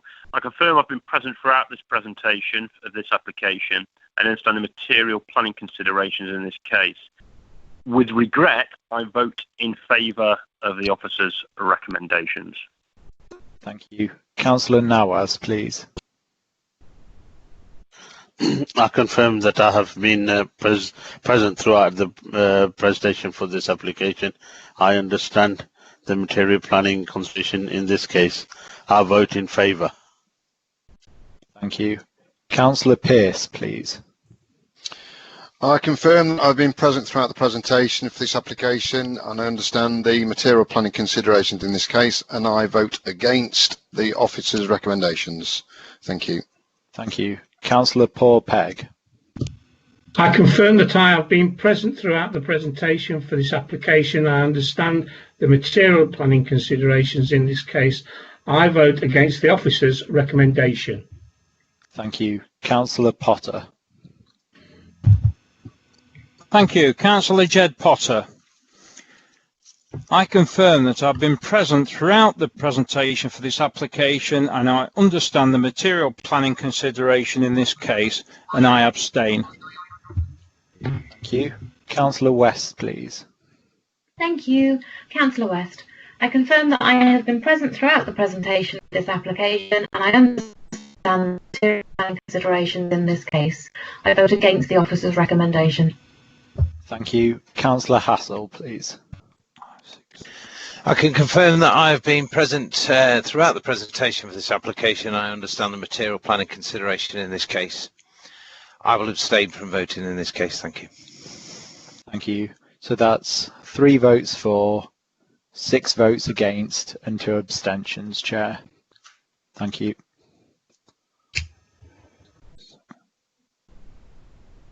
Just confirm that was 6 votes against and no, 3 votes for, 6 votes against and 2 abstentions.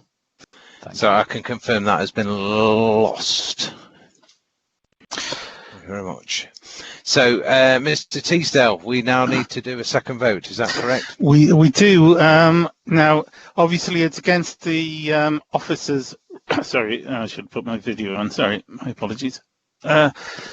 It's against officer's recommendation. So we will need reasons, and obviously, I'd suggest that we probably, if we do a vote in whether it's, or if somebody wishes to propose to grant, and we put that as a second, and then we do a vote, we then can sort of adjourn for a short time to consider the reasons. So if you want to put a proposal for granting the application and put that to members for somebody to propose it and to second it, then we can go into a vote. I'm happy to propose that, Chair. And I'm more than happy to Paul second Peck. that, Chair. Okay, Councillor Steve Hassel, Chair. We have Councillor Paul Peck as a proposer and Councillor Joanna West as a seconder. Chair, Chair, can I just interrupt slightly? We obviously, we know that everybody's heard the vote and listened to the debate, so they don't need to do the preamble at the beginning, I should say. That's a shame. I was looking forward to hearing all that again. Okay, so Dom, if you can go through the list again, please, and ask people whether they are for or against the proposal put forward by the two members. Thank you. Yes, thank you, Chair. Councillor Bettany, please. I'm for. This is Councillor Bettany. Thank you. Councillor Kerr, please. I'm Councillor Lucy Kerr and I'm against still. Thank you. Councillor Carr, please. Hi, Councillor Carr here. Yes, I'm in favour. I vote for. Thank you. Councillor Khan, please. Yeah, Councillor Shiraz Khan, and I'm in favour. Thank you. Councillor McChrystal, please. And Councillor McChrystal, abstain. Thank you. Councillor Nawaz, please. I'm in favour. Thank you. Councillor Pearce, please. Councillor Pearce, in favour. Thank you. Councillor Pegg, please. Favour. Thank you. Councillor Potter, please. Councillor Jed Potter and I'm abstaining. Thank you. Councillor West, please. Thank you. Councillor West, I'm in favour of the recommendation. Thank you. Councillor Hassel, please. Councillor Hassel, and I'm in favour of the recommendation. Thank you. So that's 8 votes for, 1 against, and 2 abstentions. Thank you. Thank you, Councillor Steve Hassel. Chair, I can confirm that is carried. I presume now we need a slight adjournment. Yes, that's what I would suggest, Chair. If we go into adjournment with yourself, the planning officer, and I noted that one of the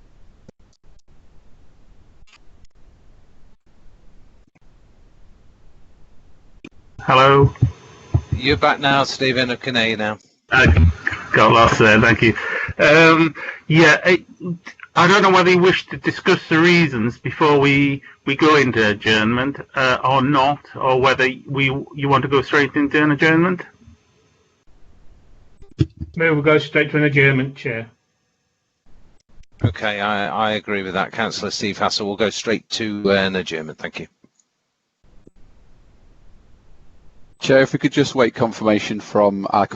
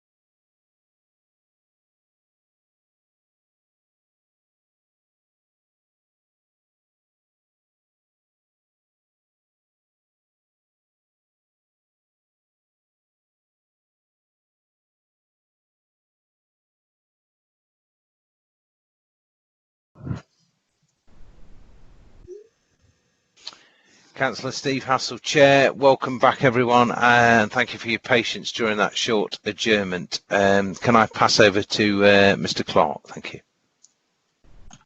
Thank you, Chair. Paul Clark, Chief Planning Officer.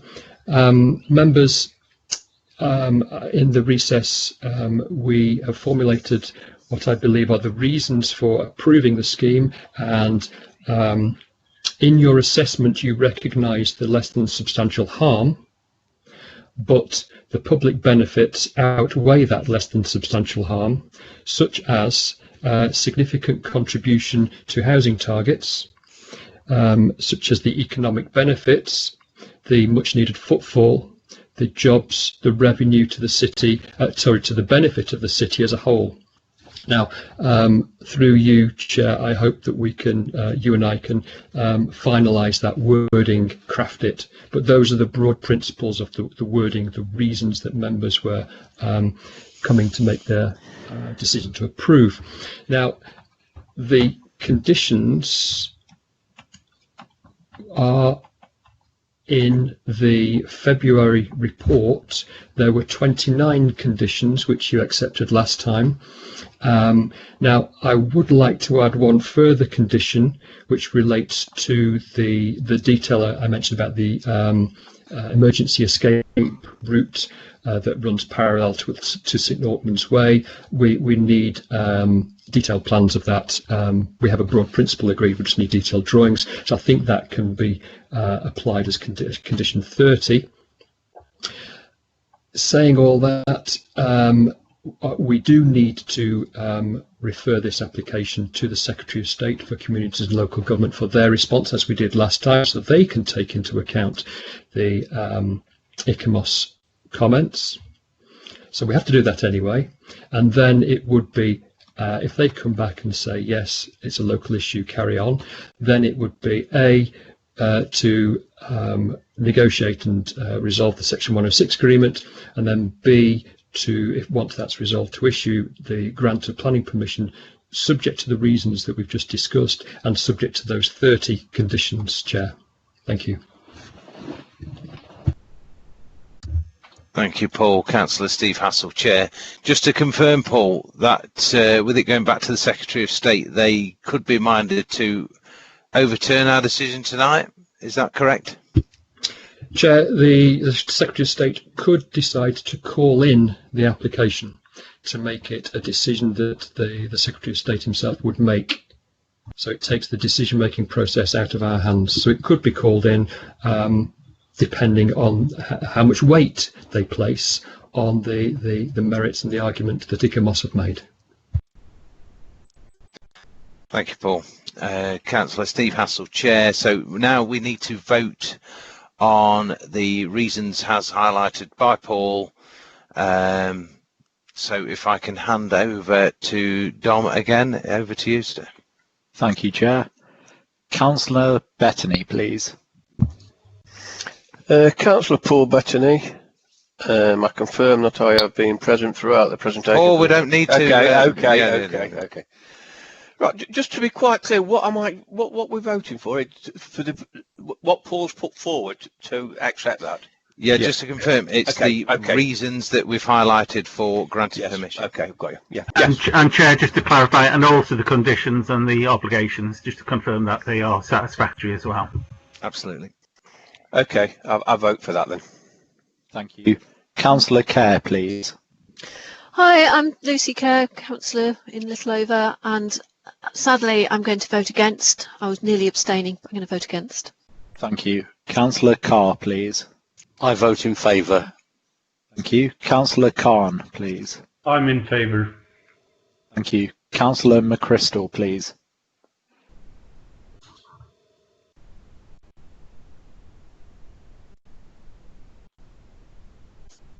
Councillor McChrystal.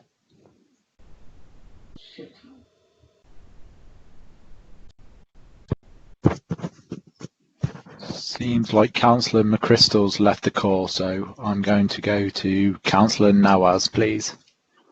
Yeah, I'm in favour. Thank you. Councillor Pearce, please. Yeah, Councillor Jerry Pearce in favour. Thank you. Councillor Peck, please. Yes, Councillor Paul Pegg, I am in favour. Thank you. Councillor Potter, please. Councillor Jed Potter, I'm abstaining. Thank you. Councillor West, please. Thank you. Councillor West, very much in favour. Thank you. And Councillor Hassel, please. Councillor Hassel, I'm in favour. Thank you. So that's 8 votes for, 1 against and 1 abstention. Thank you, Chair. Thank you. Councillor Steve Hassel, Chair. I confirm that is carried. Thank you. Okay, on to the final item, item 10 on tonight's agenda, and that's future site visits, and that's over to you, Sarah. Thank you. Thank you, Chair. It's Sarah Claxton, Development Control Team Leader. As usual, we have a list of majors applications for you for potential site visits. You'll be aware that we're not doing organised site visits at the moment, so it would be for your individual basis if you wish to go and visit. There's quite a list. The first one is a care home proposal at Burton Road, which has been in for some time, and we do have a Section 106 agreement ready for completion on it. So if members wish to see it, they need to do it quickly. Okay. Could you just explain what the blue area is on the plan? That would be land that's in the applicant's ownership, but not part of the application site. Thank you. Okay. Next one is a primary school for the Small Grange development for the which is part of the Baltimore housing allocation. It's accessed from Alveston Field Lane, which is at the north east corner of your slide. Next one is a student accommodation building between Slat Lane and Etwall Street, junction of Uttoxeter Road Road, 12 apartments, 4-storey building. Next one is a builder's merchant disposal at part of the gas holders site in Pride Park. We've already approved on the blue land for a PFS petrol filling station and drive-through coffee shop. Next one is a conversion of the Gaslight building, which you may be familiar with, on a Friargate, to studio flats and offices. So it's a straight conversion. Next one is a variation of condition of a retail unit on Wyvern, the existing former mother care unit, to allow food and drink ancillary comparison goods. Next one's also a variation of condition for the Redrow housing development on Bredsall Hilltop to amend 2 planning conditions, one for tree protection and one for a new cycle footpath route to the Greenway. Next one's also a variation of condition for land at Manor Kingsway for the timing of occupations in relation to highway works. And the final one is a development in Castle Ward, phase 3 of the sort of wider scheme for 4-storey buildings, 82 apartments. Chair, can I ask for a site visit there? You can, but you'll have to go yourself. I'll meet you there, mate. You've got to drive yourself. You can easily see it from the road, so it's very easy to see. Okay. Okay. Thanks, Sarah. Okay. Thank you, Chair. Thank you, Sarah. That concludes tonight's committee meeting. I'd like to thank each and every one of you. I think it's been a triumph. I think it's gone very smoothly and very slick. I think Alex will tell us it's the best committee he's ever seen. But yeah, I'd like to thank everyone for making this work. Thank you very much. I agree with that, Chair. Thank you, Chair, Thanks, for your thank you, Chair, for your chairing skills over the year. No, thank you very much. Particularly for tonight. Cheers. Thanks a lot. Good night, all. Good night all. Could end the broadcast.